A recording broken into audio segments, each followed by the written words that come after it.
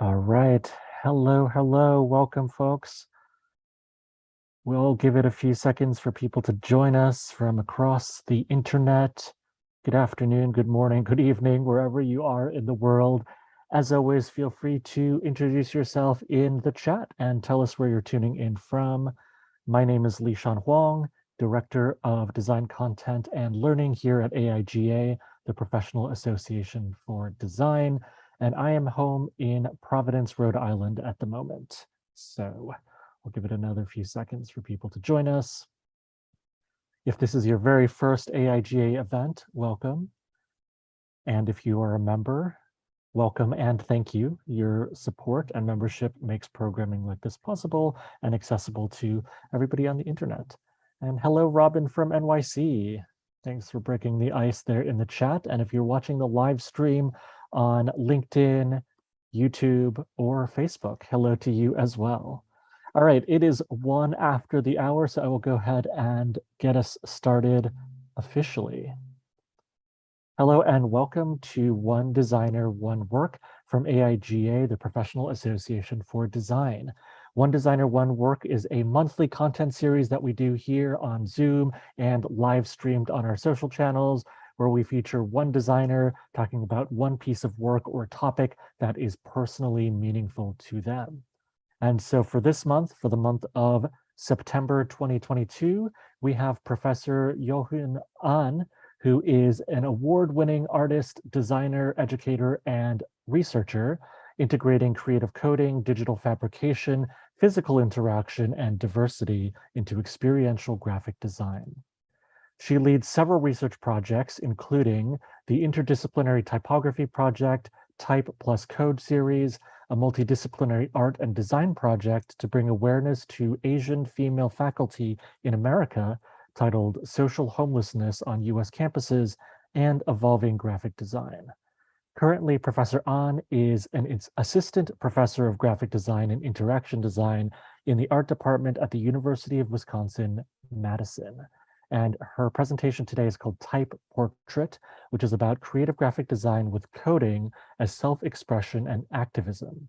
It will include her personal stories integrating creative coding, typography, diversity, and leadership as an Asian female design educator here in the United States. So welcome again, Yeohyun, and welcome to the folks who have joined us during this intro. Just before I turn it over officially, just a quick reminder about our code of conduct. Keep it nice, keep it professional, and we'll be A-okay.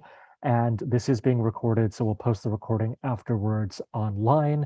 And if you have any questions, post them here in the Q&A pod in Zoom or in the chat, and we'll get to them time permitting. So turning it over to Professor Ahn, and I will be back for Q&A later on.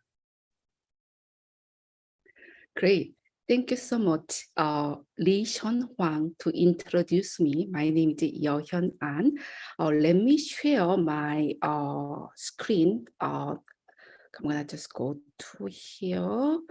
Then I'm gonna just go to that. Great. Yeah, so I'm so excited to have the presentation about type portrait today. Thank you so much for the invitation from AIG One Designer, One Work today. Let me just introduce myself briefly again. I'm an assistant professor of graphic design and interaction design and interim graphic design chair in the art department at the University of Wisconsin-Madison.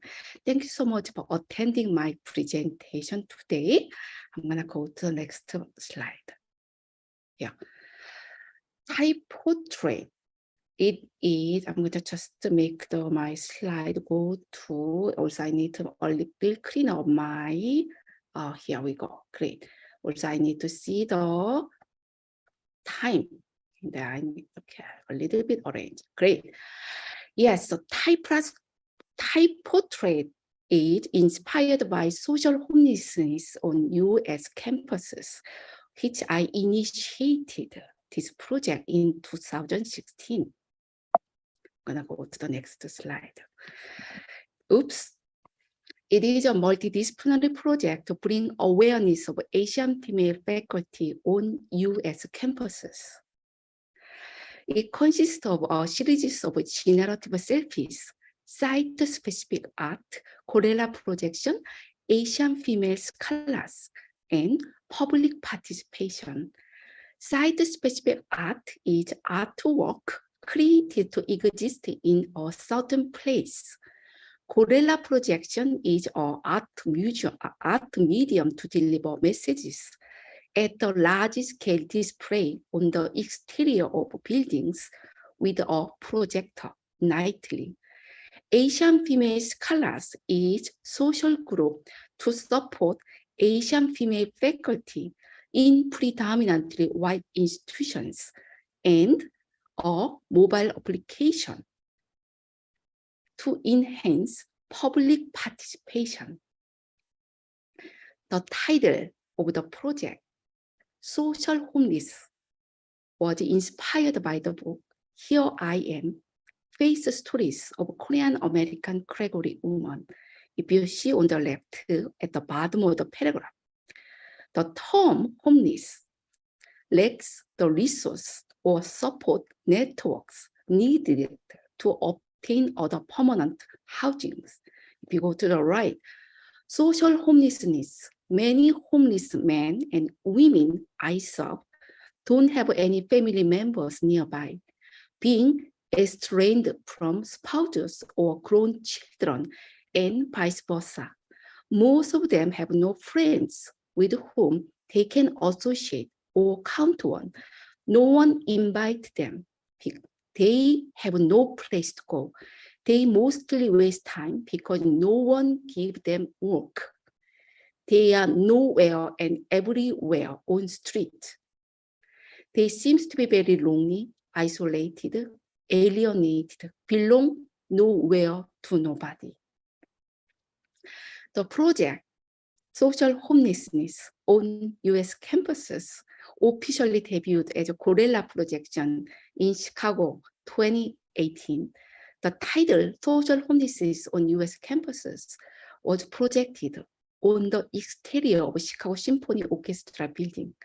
It was a result of the workshop, design activism, and the role of the graphic witness, led by Adam Delmasel, hosted by Heather Quinn at DePaul University.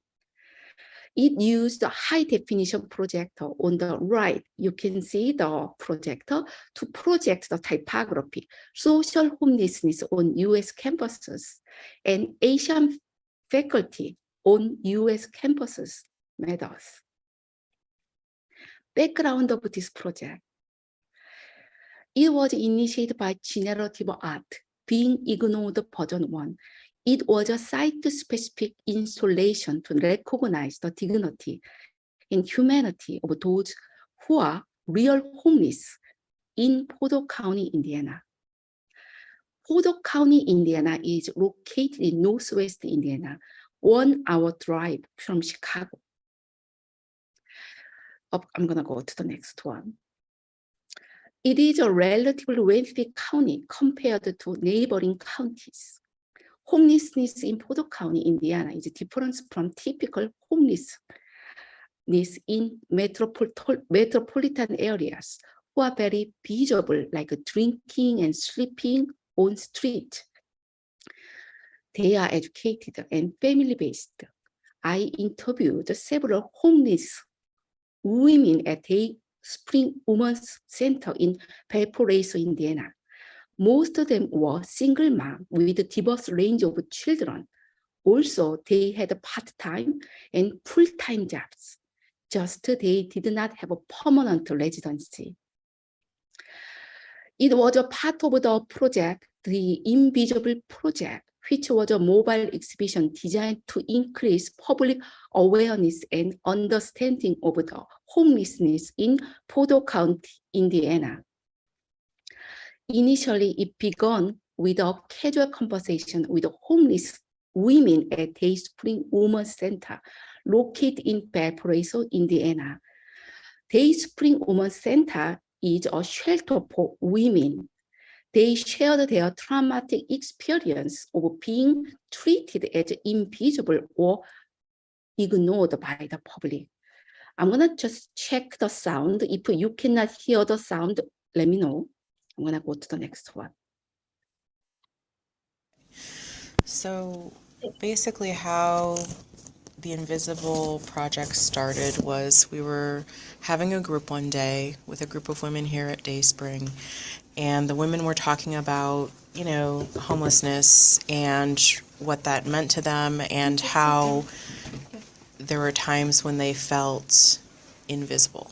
They were invisible in the community, and part of it was like a good invisibility, like people don't know, you know, that we are homeless because we don't, you know, homelessness here is not like homelessness in Chicago where it's like this dirty guy on the street or something. It's not stereotypical. You could not know who was homeless.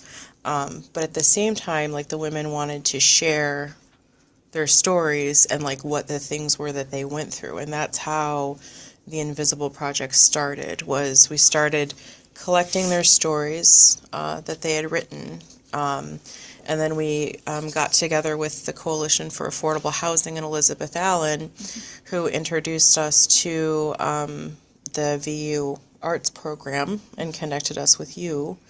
And since then, it's taken on a whole nother life through the Welcome Project and through getting audio and video recordings of people sharing their stories as well. So really it's about sharing, you know, the stories of these individuals and the things that they've gone through, I think with respect and dignity, you know. I'm gonna go to the next slide. Thank you. On the chat. Okay. So this project was a result of a partnership between Beverly University's Welcome Project, my graduate level graphic design class, the Porter County Coalition for Affordable Housing Opportunities, Gabriel's Home, and Dayspring Women's Center. And this is from the exhibition. We are invisible. Dignity is the last thing we have. I think it might be similar with the situation for Asian female faculty on US campuses that I'm planning to talk about this later. Also, this was a site-specific installation to use face detection library to make the audience's face invisible to experience being treated as invisible.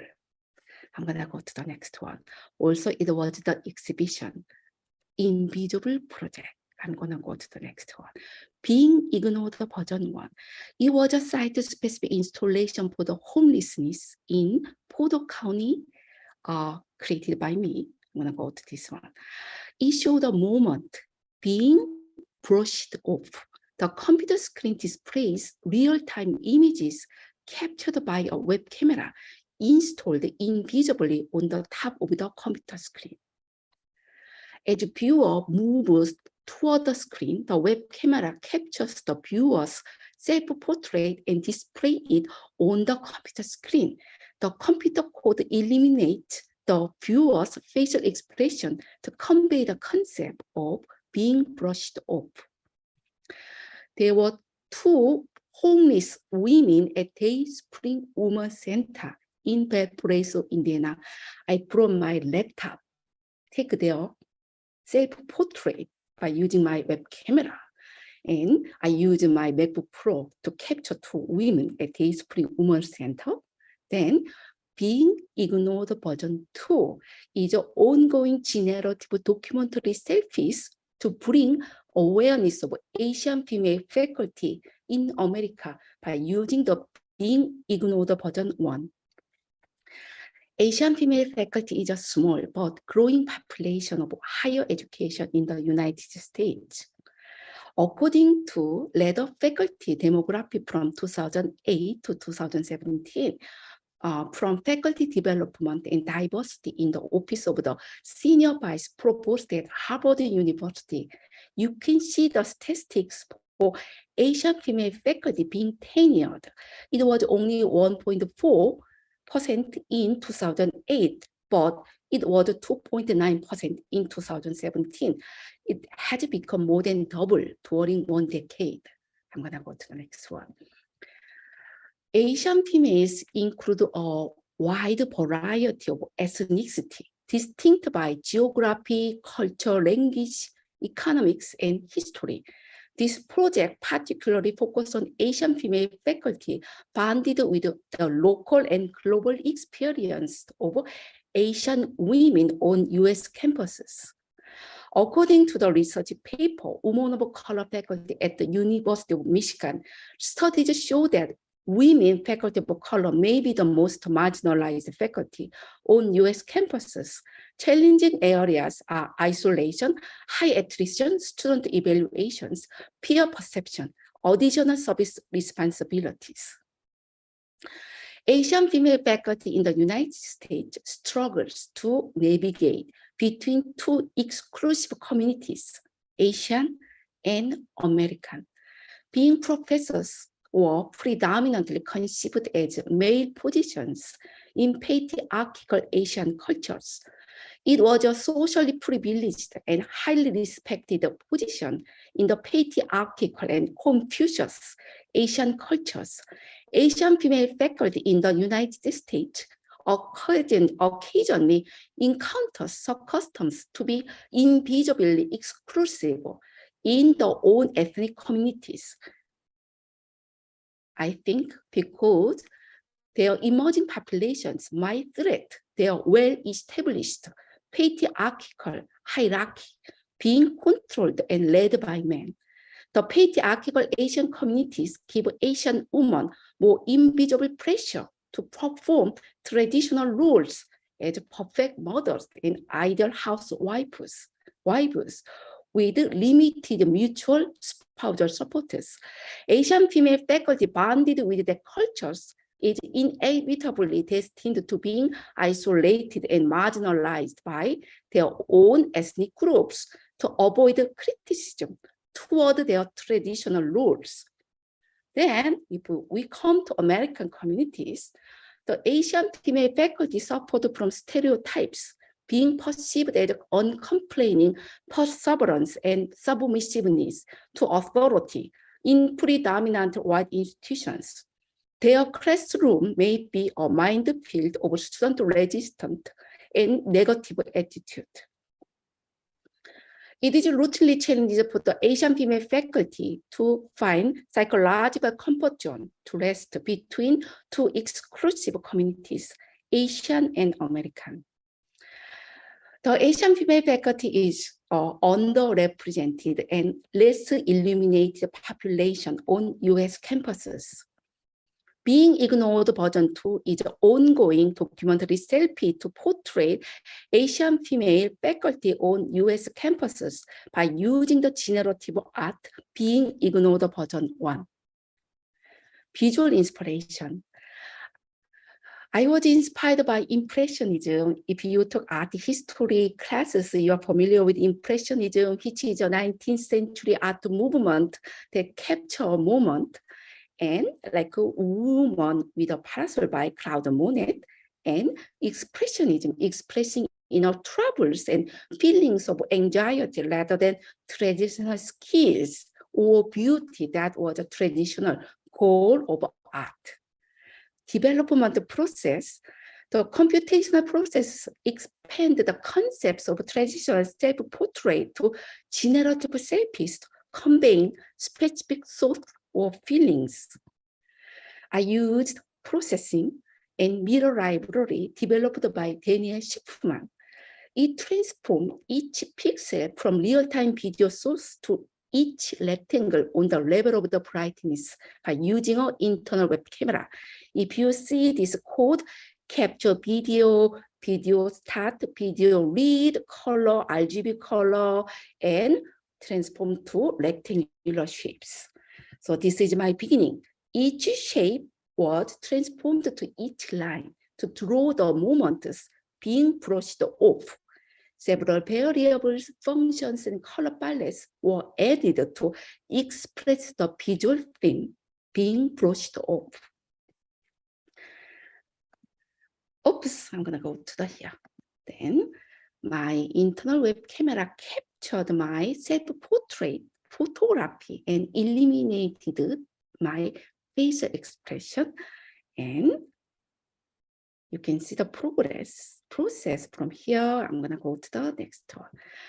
And transformed my facial expression to express being brushed off. That you can see. The series of the selfies were taken in my office space in a predominantly white institution to represent the space for Asian female faculty on US campuses. The process was similar to professional photos taken in photo studio.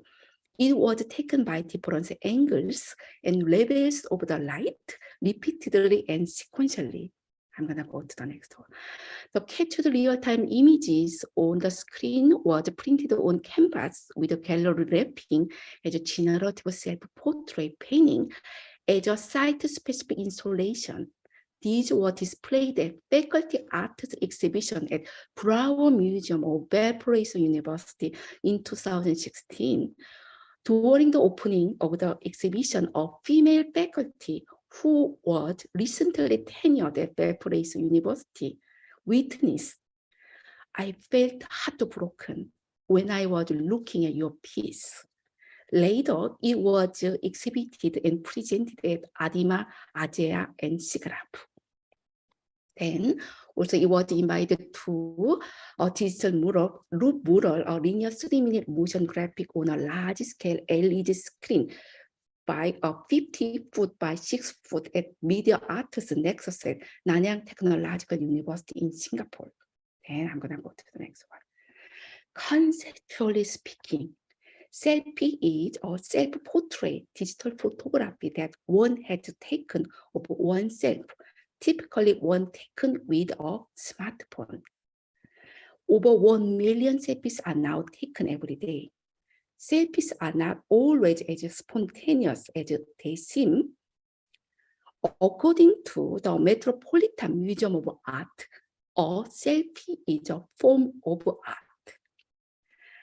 They can be a visual communication tool purposely to express inner troubles and feelings of anxiety. The Being Ignored version 2 has extended to generative self-series, Selfie plus Code version 1, like this.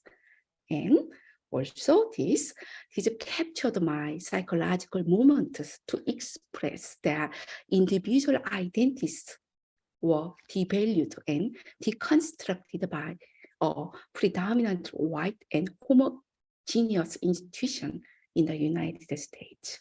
I'm going to go to the next one. It was my artist statement for SIGGRAPH Asia Art Gallery in 2021. In 2016, I started taking my generative selfies at a predominantly white institution. It has been shared by social media, the virtual supporting system at Facebook, the button like by my diverse mentors and friends helped me to persist and survive in a regionally exclusive community. Eventually, it has brought my psychological reconciliation and healing to succeed in dealing with difficulties. And this is my third version of Selfie plus Code with the subtitle Melancholy. Then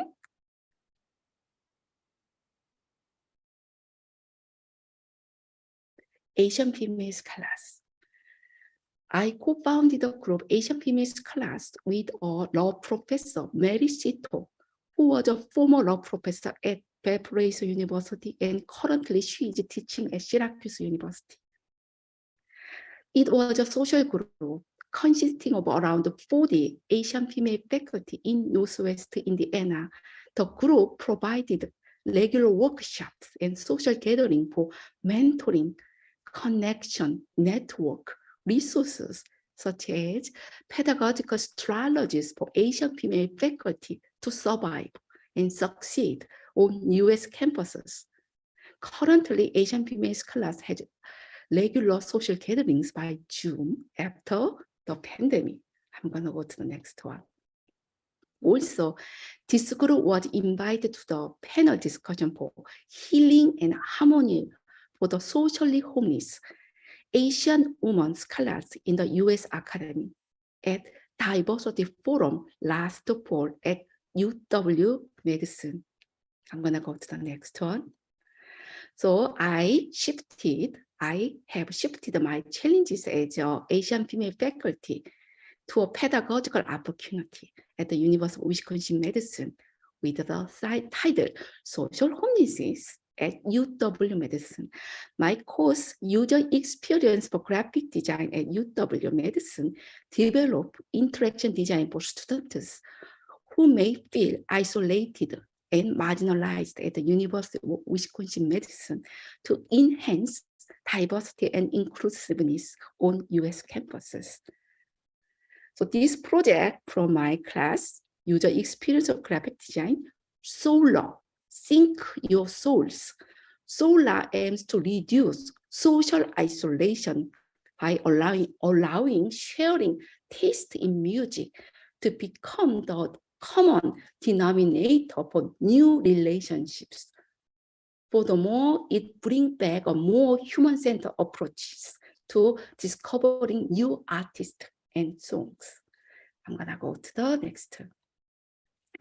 Yes, I extended that project to the public participation by using mobile app. And if you go to this link, you will be able to download the mobile app to participate in this project. I'm gonna go here. On the left, top and left, that's my selfie. If you go to that, you may see my graduate director, Micah Ellen Lofton. When she was visiting at UW Medicine as a guest artist, I asked her to participate in this project. Also, several Asian faculty in America participating in this project. I'm gonna go to the next. And conclusion for this project. Asian female faculty bring unique and creative perspectives to institutions. They serve as mentors to students of color and junior faculty of color, and in some degree, they bring about social and institutional changes. Then it's time to talk about type portrait. I'm gonna go to this one. Type portrait is an extension of a selfie plus code, which is a collection of generative selfies taken to raise awareness of Asian female faculty being isolated and marginal in a predominantly white institution of the United States. So what I did, I applied type from A to Z into my selfie plus code project. So I used Helvetica. I'm gonna go to the next one. According to Ellen Lofton, typography is what language looks like. Typography is the art of arranging letters and text in a way that makes the copy legible, clear, and visible, appealing to the reader.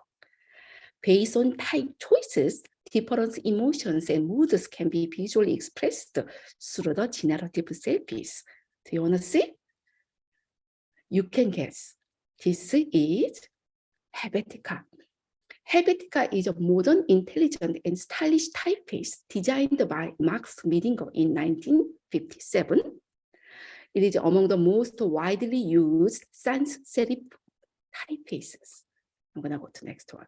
You can guess this is Times New Roman.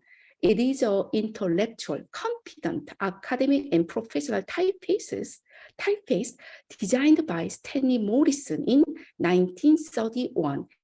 It is one of the most popular and influential typefaces in history and on desktop computers.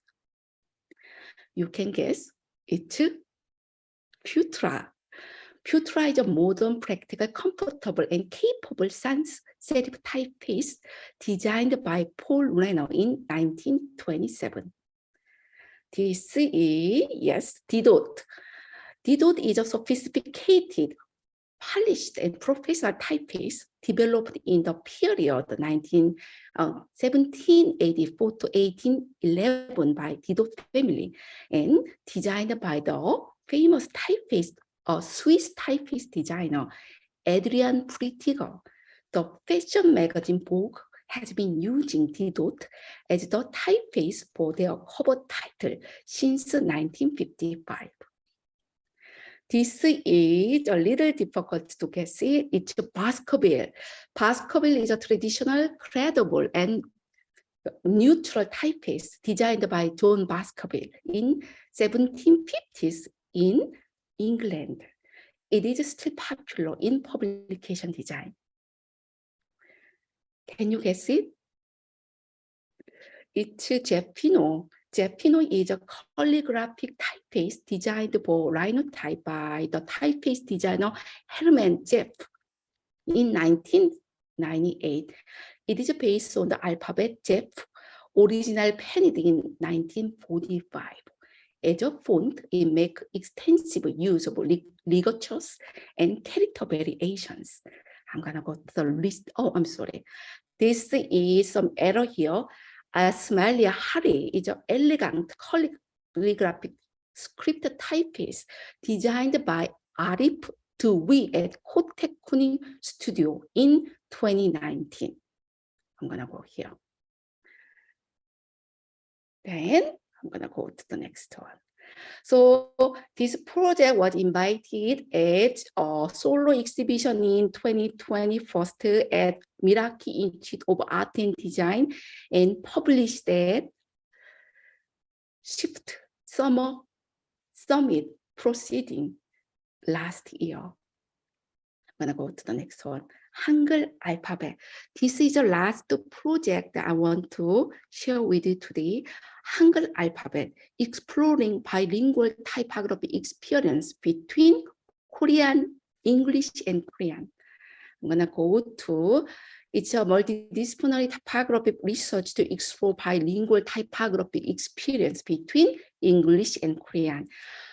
This typeface, Hangul alphabet, is designed by Taekyung Lee, who was born and educated in South Korea and America both.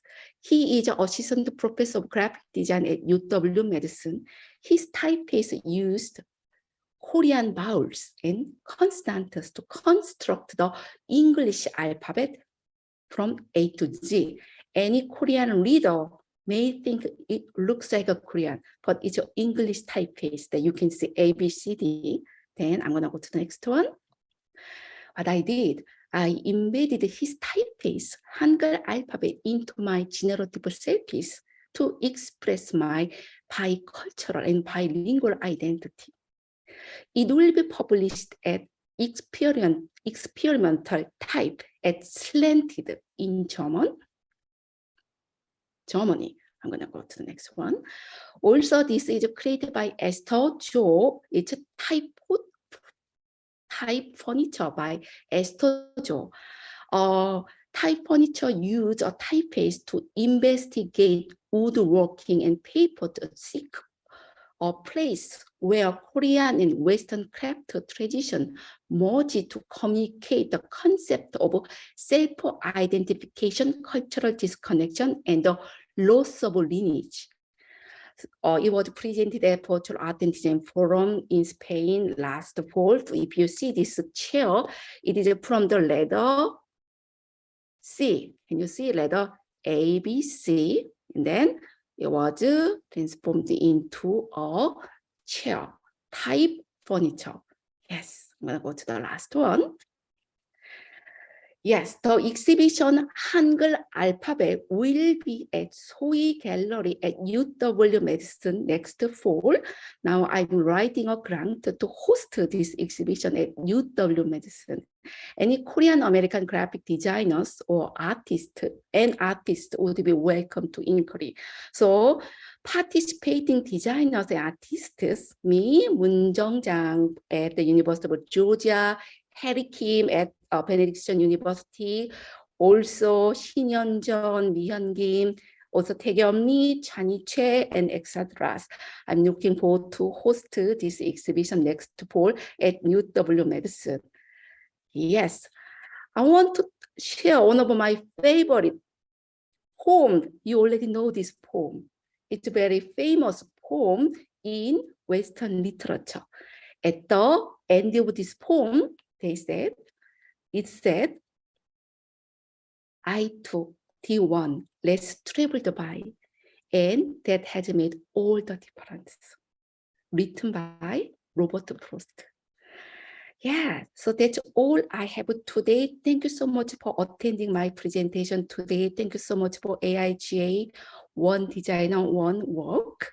And also thank you for all relay with this event. Thank you so much. Let me just stop sharing. I'm gonna stop sharing. All right. Thank you so much for that presentation, Yeohyun, showing your creative and very personal work and kind of layering on the process as well, seeing how it's evolved over time as you add different variations to it and also bringing in a social and collaborative dimension to that as well. Let me just take another second to thank our audience for being here. We have some time for some audience Q&A as well. So I will kick us off and get started with some questions, but I invite folks here in the audience to add their questions to the Q&A or to the chat pod, and I can read those off for Yeohyun. All right. Well, to kick things off, I'd love to hear more about this exhibition that you have planned and how that's going so far. Oh, yeah, definitely. One of my academic responsibility as a graphic design professor in a research institution that I provide opportunities. That also it's one of my responsibility to creating opportunities that so current graphic design education landscape, we are lacking of opportunities for bilingual and bicultural graphic design educators and designers. So I provide opportunities at the exhibition next fall at UW with the title 한글 알파벳. So any minority faculty as a graphic design educator, because the gallery space is limited, I cannot invite many Asian Right. designers in America. So each ethnic group maybe get some inspiration from my research and they may initiate their own exhibition really with a bicultural, transcultural way of exhibition in graphic design education. It's wonderful. And how aware of these issues of social homelessness or these issues of, say, isolation, do your students have? Like, how aware are they of some of these issues that their professors like you are facing? That's a great question. Before I joined this institution, I had the diverse range of teaching experience. I taught at School of Art Institute of Chicago, one of the top art school. It's a private art school with, that tuition is very high. Also, at the same time, I taught at Chicago State University. It's a multicultural institution located in South Chicago. Also, Pace University, it's a Lutheran white institution. 94% of the students were white when I was working at Pace. So the diverse range of the institution that I realized that I was treated differently. That's why I started being aware, oh, I might be treated differently. And also as a graphic design educator, not born and educated in America, what kind of contribution that I can initiate in graphic design education in America. I'm happy about my opportunities that I would be able to initiate those projects. Wonderful. We have our first audience question. This one is from Robin. Robin would like to know, do you think students would benefit from creating passion or personal projects that stem from their own life experiences or social causes? Oh, I agree. Surely. That means, yes, I had a very traditional graphic design education. Let me just explain about it, share my education background. I had a Bachelor of Science in Computer Science, and I have two MFAs in graphic design, one in South Korea, one in America and MICA. And my experience that client-based, commission-driven project would be the core of graphic design education. I agree. I focus on when I teach. Also, my students have opportunities to learn how to initiate self-centered project that is very important in graphic design education. If they learn how to initiate after graduation, they can pursue more commission-driven graphic design project, also self-initiated project. So I agree that it would be beneficial for my students who learn how to use their own stories, personal project as a professional practice in graphic design. Thank you for the great question. Thank you.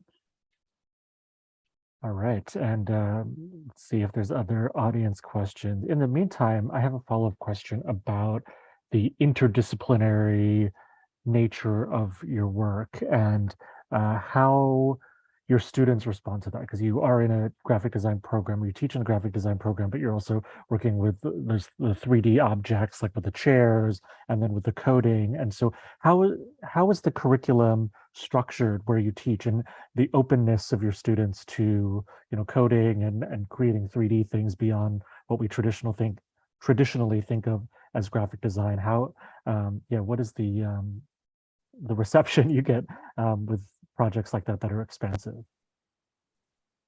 That's another great question. I'm so happy to answer. So my graphic design program is in the art department. So my art department, as a nature of the department, it's heavily interdisciplinary. So my students who take my graphic design courses, they are from art major, graphic design major, also graphic design minor, art minors. That I have a diverse range of the students from computer science, business, or communication. It's just as a naturally the learning environment is heavily interdisciplinary. Also, I introduce beyond interdisciplinary how to work as a multidisciplinary. So my user experience for graphic design, also Hangul alphabet project, they are multidisciplinary project. Also, I am embedding transdisciplinary project that I hope that graphic design and art, even other minor students, may have a more diverse range of the design approach as interdisciplinary, multidisciplinary, and transdisciplinary, because we are educating the next generation of artists and designers. They need to collaborate. Yeah. So on that topic of artists and designers, because you're located in an art department, I'm curious about that relationship of identity. You know, do some of the students identify as artists and others as designers, or do they embrace the sort of hybrid artist and designer identity? Like how does that sense of identity exist and blossom in your department? Because sometimes these identities are similar, but sometimes they're in tension. Exactly. That means, so who have a more artistic perspective there, because also I'm a designer, I was educated as a designer, but also I'm an artist. So I have a flexibility based on the nature of the students. Mm-hmm. All right, I think we have our final question from an audience member. Taekyum wants to know, do you have any thoughts or suggestions to increase awareness about Asian female or other underrepresented groups, faculty in academia? I think particularly in design and art education that, definitely we need to create more opportunities for underrepresented group. So also AIJ is one of the influential group in design education. I hope, you are doing great job to bring diversity and inclusiveness into AIGA. That I hope you will keep creating opportunities to bring more underrepresented designers into AIGA communities. All right, well, thank you for that plug for AIGA. And thank you again for your presentation today, Yeohyun. And to all of our audience members, thank you for sticking around and for your questions. I look forward to seeing folks at the next AIGA event, either online or in person in Seattle for our national conference coming up in a month from now. So hope to see you in person or at a future online event. I'm Lishan Huang. See you next time. Take care, everyone. Yeah, thank you so much again. Have a great day all.